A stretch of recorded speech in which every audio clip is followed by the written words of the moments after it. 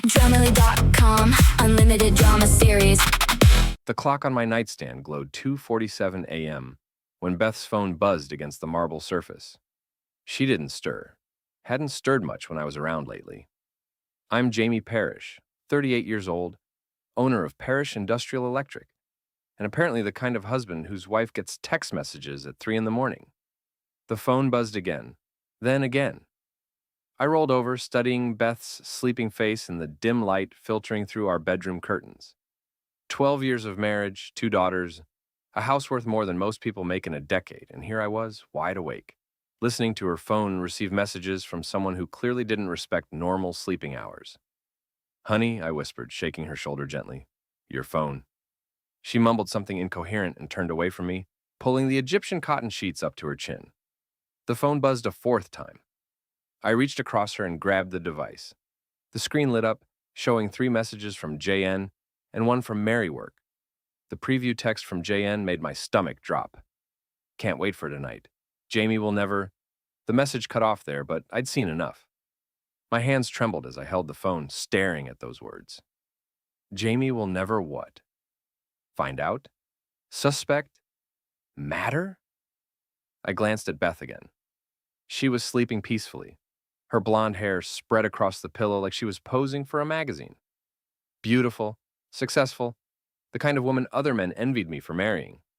The kind of woman who apparently received late-night messages from someone with the initials JN. My brother Jonathan came to mind immediately. John. JN. My older brother, my business partner, the charming one who'd always gotten everything he wanted while I worked twice as hard for half the recognition. I slipped out of bed and padded barefoot to our walk-in closet, Beth's phone still in my hand. The passcode screen appeared when I tried to open it. I tried her birthday, nothing. Our anniversary, nothing. Then on a hunch that made my chest tight, I tried Jonathan's birthday. The phone unlocked. What I found in the next 10 minutes changed everything. Messages going back months, photos I wish I'd never seen, plans made behind my back, jokes at my expense, my wife and my brother laughing about my boring life, my predictable routines, my old-fashioned values. But the worst part wasn't the betrayal itself. It was how long it had been going on, how stupid I'd been. How many times I'd defended Beth when my sister Connie suggested she seemed distant. How many times I'd covered for John when he missed important business meetings. I scrolled through message after message, each one a small knife twist. Beth complaining about our stale marriage. John reassuring her that soon they'd be together for real. Plans to meet at the Riverside Hotel. Discussions about how to handle the Jamie problem. The Jamie problem. That's what I'd become in my own life. I heard Beth shifting in bed and quickly closed the phone, setting it back on her nightstand. But as I climbed back under the covers, something else nagged at me. Marywork had also texted. Mary, Beth's best friend from the real estate investment firm where Beth worked as HR director. Mary, who'd been to our house dozens of times, who'd babysat our daughters, who'd consoled me when I worried about Beth's late nights at the office.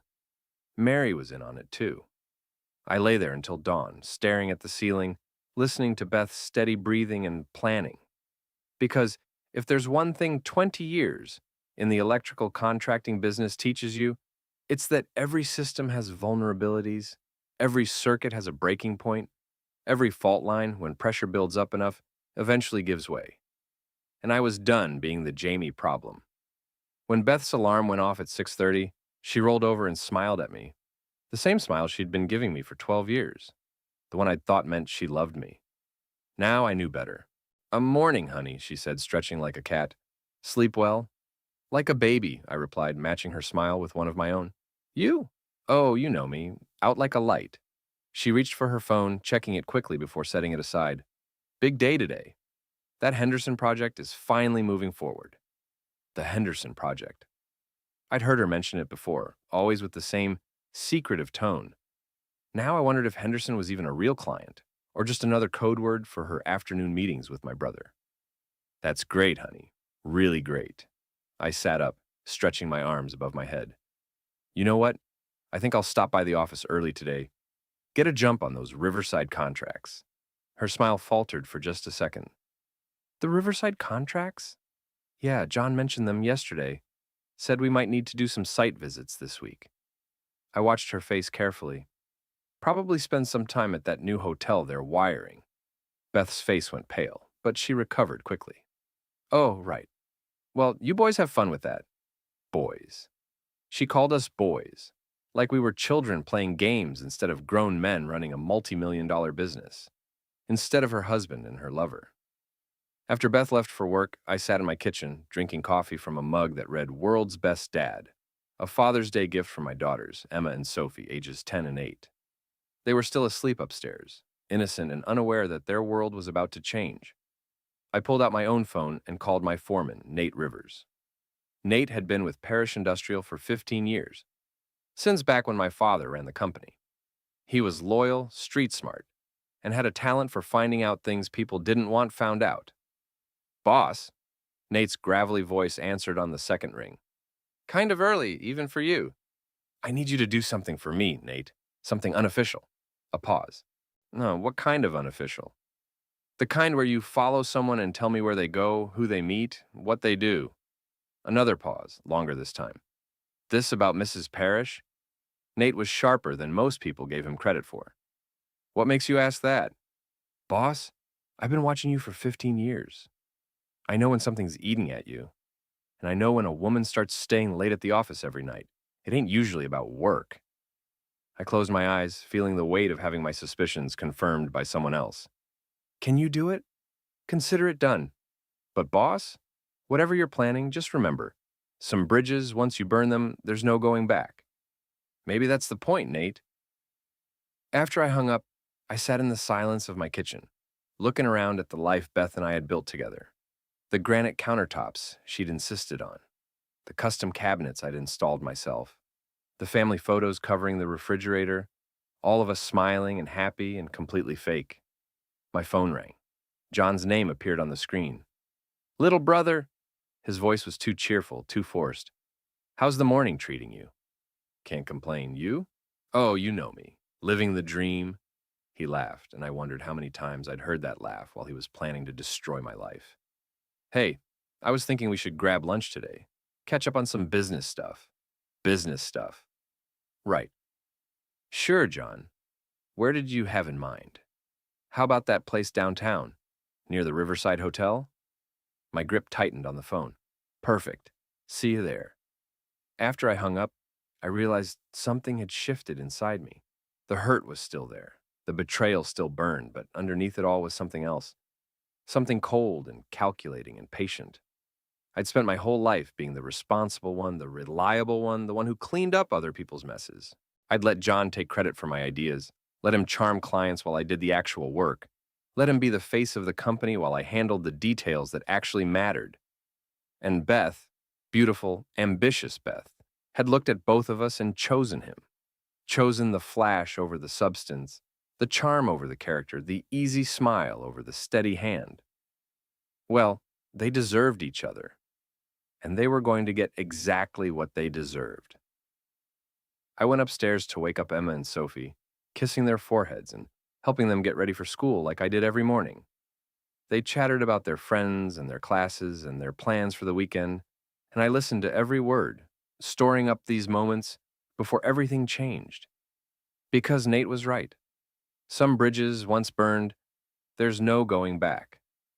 But sometimes, when the bridge is rotten and the foundation is cracked and the whole structure is ready to collapse anyway, the only sensible thing to do is light the match yourself and make sure you're standing on the right side when it all comes down.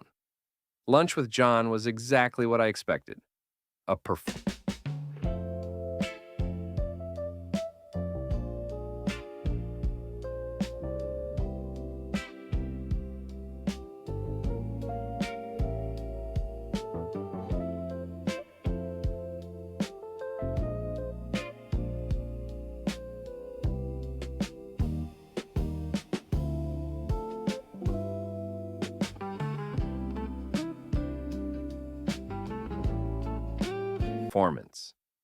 He sat across from me at Romano's, gesticulating with his fork, as he talked about expansion plans and new contracts, his expensive watch catching the light every time he moved his hands. Everything about my brother was expensive these days. The watch, the suit, the car parked outside. All paid for with money from our family business, the one our father had built from nothing and left to both of us. The Riverside project is going to be huge, Jamie. Huge. John leaned forward, his eyes bright with enthusiasm that I now knew was probably about something else entirely. We're talking about wiring that entire new hotel complex, plus the shopping center they're planning next door. Sounds promising, I said, cutting into my sandwich. You've been spending a lot of time on site surveys lately. Well, you know how it is. These big clients need hand-holding, FaceTime. They want to see that we're committed. He grinned. Beth mentioned you might want to come along on some of the site visits. Beth mentioned. Of course she did. I wondered what else Beth had mentioned to my brother during their intimate conversations. That's thoughtful of her, I replied. Though I'm surprised you two talk about work so much. John's smile flickered. Oh, you know, she stops by the office sometimes when you're out on jobs. We chat about this and that. This and that. I nodded slowly. She's always been friendly. Yeah, Beth's great. You're a lucky man, little brother. The way he said it made my skin crawl. Lucky. Right. My phone buzzed with a text from Nate. Package delivered to your office. Private. Excuse me, I told John. Work emergency. I need to head back. No problem, I'll grab the check. John was already reaching for his wallet, probably eager to get back to whatever afternoon plans he had. Plans that likely involved my wife. Thanks. And John? We should do this more often. Really catch up. Absolutely. Family's important, right? Family. The word tasted bitter in my mouth. Back at Parrish Industrial Electric, I found Nate waiting in my office with a manila envelope and a grim expression. Our offices were located in a converted warehouse on the industrial side of town. Nothing fancy, but functional. The kind of place where real work got done, unlike the glass and steel towers where Beth spent her days. You're not going to like this, boss, Nate said, closing the door behind me. I already don't like it. Show me what you found. Nate opened the envelope and spread out a series of photographs across my desk. Time-stamped images of Beth and John entering the Riverside Hotel together. Beth's car parked next to John's at a restaurant across town. The two of them walking hand in hand through a park where they thought no one would recognize them. How long, I asked. Based on what I could track today, at least 6 months. Probably longer. Nate sat down across from me. Boss, there's more. He pulled out another set of photos. Beth and Mary, her friend from work, sitting in Beth's car in what looked like an intense conversation. Mary handing Beth what appeared to be documents. Your wife's friend has been helping, Nate explained, covering for her at work, providing alibis, probably feeding her information about your schedule. I studied the photos, feeling that cold calculation growing stronger inside me. What kind of information? The kind that would help someone know when you'd be out of town, when you'd be working late, when you'd be home early. Nate leaned back in his chair. Boss, I think they're planning something bigger than just an affair. What do you mean? Nate pulled out a final photograph. Beth and John sitting in a lawyer's office, papers spread out between them. I followed them yesterday afternoon. That's Harrison, Mitchell and Associates. Divorce lawyers. The expensive kind. The pieces clicked into place. Beth's recent interest in our financial records. John's questions about the business structure. The way both of them had been pushing me to update our wills and insurance policies. They're not just having an affair, I said quietly. They're planning to take everything. Looks that way. And with your wife working in HR, she knows exactly how to make you look bad in court.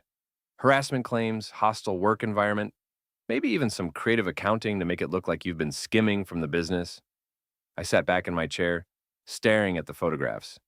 12 years of marriage, 20 years of partnership with my brother. And it all came down to this. A carefully orchestrated plan to destroy me and take everything I'd worked for. There's something else, boss.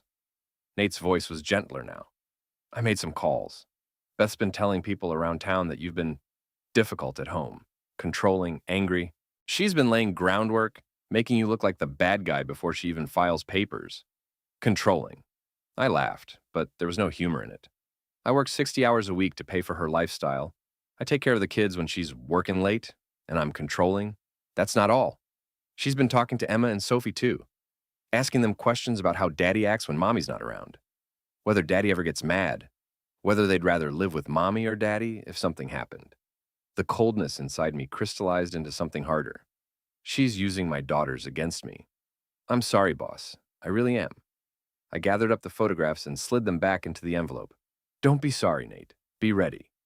Ready for what? War. I looked up at him. Because that's what this is. They want to destroy me? Fine, but they picked the wrong man to underestimate. Nate grinned, and the first genuine smile I'd seen all day. What do you need me to do? First, I need you to document everything. Every meeting, every lie, every move they make. I want a paper trail that would make the IRS jealous. Done. Second, I need you to reach out to Carl Robertson. Tell him I want to have dinner this week. Somewhere private. Carl Robertson was our family's longtime attorney and my father's old... She left this in your apron. You didn't even throw it away. I forgot. You forgot a woman's lipstick in your... Watch more on Grammarly.com. friend. More importantly, he was the one person who knew every detail of how Parish Industrial Electric was actually structured, including some provisions my father had put in place that John had never bothered to read carefully. And third, I need you to help me understand something. If someone wanted to hurt my family's business, what would be the best way to do it? Nate raised an eyebrow. You planning to sabotage your own company? No, but I'm planning to make sure the right person ends up controlling it when this is all over. After Nate left, I sat alone in my office, looking out at the warehouse floor where my employees were busy with their daily work. Good people, most of them. People who depended on Parish Industrial Electric for their livelihoods. People who deserved better than to be pawns in my brother's game. My phone rang. Beth's name appeared on the screen. Hi, honey, I answered, keeping my voice light and normal. Hi, how was lunch with John? Good, he's excited about the Riverside project. Oh, that's wonderful. He works so hard on these big clients. There was something in her voice. Pride, maybe. The kind of pride she used to have when talking about my accomplishments. He does. Very dedicated. I paused. Hey, I was thinking we should have him over for dinner this weekend. Maybe invite Mary too. Make it a real family gathering. Silence on the other end, then. That sounds, nice. But you know how busy everyone is. I'm sure they can make time. Family's important, right? Right, of course. I'll check with them. Great. Oh, and Beth, I love you. Another pause. I love you too, Jamie. But we both knew she was lying. After I hung up, I opened my laptop and started making lists. Financial records to gather, legal documents to review, people to contact, strategies to consider. Because if John and Beth thought they were playing chess while I was playing checkers, they were about to learn something important about their opponent. I'd been building electrical systems for 20 years. I knew how to trace every wire, identify every connection, and find every weak point in even the most complex network. And a conspiracy, when you really looked at it, was just another kind of circuit. With the right pressure applied at the right points, any circuit could be made to overload. The question wasn't whether I could bring down their carefully laid plans. The question was how spectacular I wanted the failure to be. Carl Robertson looked older than his 65 years as he sat across from me at Murphy's Steakhouse, but his eyes were still sharp behind wire-rimmed glasses. He'd been my father's attorney for 30 years and had handled the transition of Parish Industrial Electric when Dad passed 5 years ago. If anyone knew the ins and outs of our business structure, it was Carl. Jamie, I have to ask, Carl said, cutting into his ribeye. Why all the sudden interest in the corporate bylaws? You've never cared about the legal minutia before. Let's just say I'm developing an appreciation for details. I slid a manila folder across the table. These are copies of everything Nate documented. I need you to tell me what my options are. Carl opened the folder and examined the photographs, his expression growing grimmer with each image. When he reached the pictures of Beth and John at the law office, he set down his fork entirely. How long has this been going on? At least 6 months, maybe longer. They're planning to file for divorce and somehow cut me out of the business. I leaned forward. But here's what I don't understand. John owns 49% of Parish Industrial Electric. I own 51%. How exactly do they think they can push me out? Carl was quiet for a long moment, studying the photographs. There are several ways, actually. If Beth can establish a pattern of erratic behavior, substance abuse, or financial impropriety, she could potentially get a court order freezing your assets during divorce proceedings. That would include your business shares. But I don't drink, I don't use substances, and I've never touched company money inappropriately. Doesn't matter if she can make it look convincing. And with her background in HR, she'd know exactly how to document a case. Carl closed the folder. But there's something else, something I think you've forgotten about. What? Your father's partnership agreement included some very specific clauses about moral turpitude and conduct detrimental to the business. If one partner can prove the other has engaged in behavior that damages the company's reputation or financial standing, I felt a cold smile spreading across my face. The offending partner forfeits their shares. Exactly. An adultery with a business partner's spouse would definitely qualify. Carl leaned back in his chair. The question is, can you prove it in a way that would hold up legally? I can prove it. The question is whether I want to destroy John or just neutralize him. What's the difference? Destroying him means he loses everything. His shares, his reputation, his future.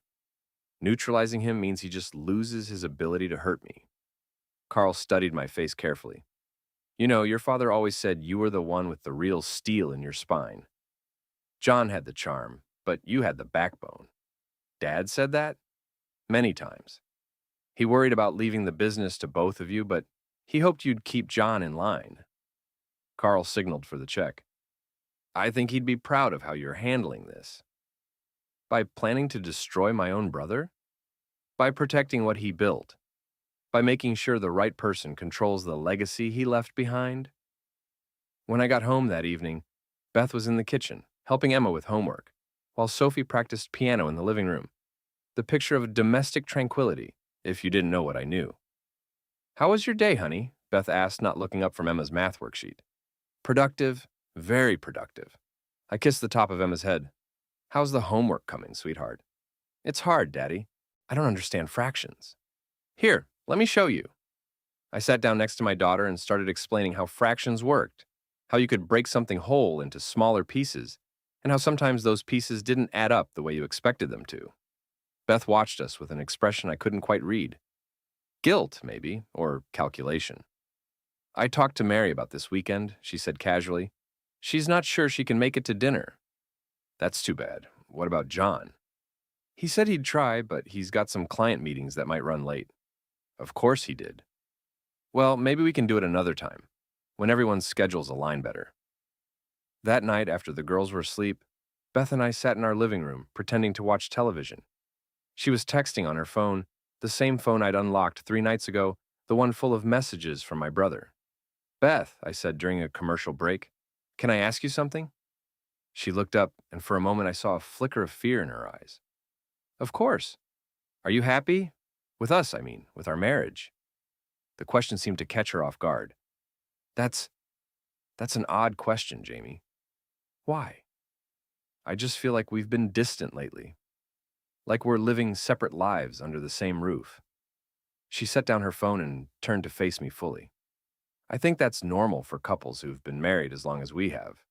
We're both busy, we have responsibilities. Is there anything I could do differently to make you happier? For a moment, I thought she might tell me the truth. Her face softened, and she looked like the woman I'd fallen in love with 15 years ago. But then her phone buzzed, and the moment passed. You're a good husband, Jamie, a good father. I don't have any complaints. No complaints. Just plans to destroy my life and take my children. That's good to hear, I said, because I love our family. I'd do anything to protect it. Something in my tone must have registered because Beth's expression sharpened. Protect it from what? From anything that might threaten it. Anyone who might want to hurt what we've built together. We stared at each other across the coffee table, and I could see her trying to figure out how much I knew, how much I suspected. The conversation felt like a chess match, each of us probing for weaknesses while trying not to reveal our own strategies. I should get to bed, she said finally. Early meeting tomorrow. Another Henderson project meeting? Yes, it's complicated. Lots of moving parts. I'm sure you and John will figure it out. You two seem to work well together. Beth froze halfway to standing up. What's that supposed to mean? Nothing. Just that he speaks very highly of your input on the business side of things. Says you have good insights. Oh, right. She relaxed slightly. Well, good night. Good night, honey. Sweet dreams. After she went upstairs, I sat in the dark living room, thinking about everything Carl had told me, the moral turpitude clause, the evidence I'd need, the timeline for making my move. My phone buzzed with a text from Nate. They're meeting tomorrow afternoon. Riverside Hotel, room 412. Thought you should know. I stared at the message for a long time, then typed back, Thanks. Time to end this. But first, I had one more call to make. I scrolled through my contacts and found my sister Connie's number. Connie was 2 years older than me, a successful attorney in her own right, and the one person in our family who'd never been charmed by John's smooth talk. Jamie, she answered on the second ring. It's late. Everything okay? Connie, I need to ask you something, and I need you to be completely honest with me. Okay, what's going on? Have you ever suspected that Beth was cheating on me? Silence on the other end, then. Oh, Jamie. I was wondering when you'd figure it out. You knew? I suspected. The way she talked about John at family gatherings, the way she looked at him, the way she always seemed to know things about the business that you hadn't told her. Connie's voice was gentle but firm. I'm sorry, I should have said something. With John? I wasn't sure, but yes. I thought it might be John. I closed my eyes. They're planning to divorce me and take the business. Those idiots. Don't they realize how the partnership agreement is structured? Apparently not. Carl thinks I can invoke the moral turpitude clause. You absolutely can, and Jamie, I think you should. Even if it destroys John? Especially if it destroys John. He's been riding your coattails his whole life, taking credit for your work, and now he's trying to steal your wife and your company. Connie's voice hardened. Some people need to learn that actions have consequences. After I hung up with Connie, I went upstairs and stood outside my daughter's rooms, listening to them sleep.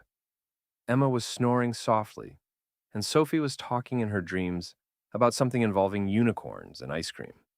They deserved better than this, better than having their family torn apart by betrayal and greed, better than being used as weapons in their mother's war against their father. I was going to make sure they got better. Tomorrow, Beth and John would meet at the Riverside Hotel, probably to celebrate how well their plan was progressing. They'd congratulate themselves on how cleverly they'd manipulated the situation, how perfectly they'd positioned themselves to take everything I'd worked for. They had no idea that their celebration was about to become their funeral. Not literally, of course. I wasn't planning to hurt anyone physically, but metaphorically, professionally, financially, well, some lessons could only be learned the hard way, and class was about to begin.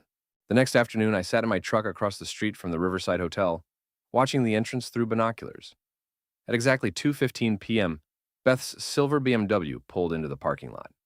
She was wearing the red dress I'd bought her for our anniversary last year, the one she claimed was too fancy for everyday wear.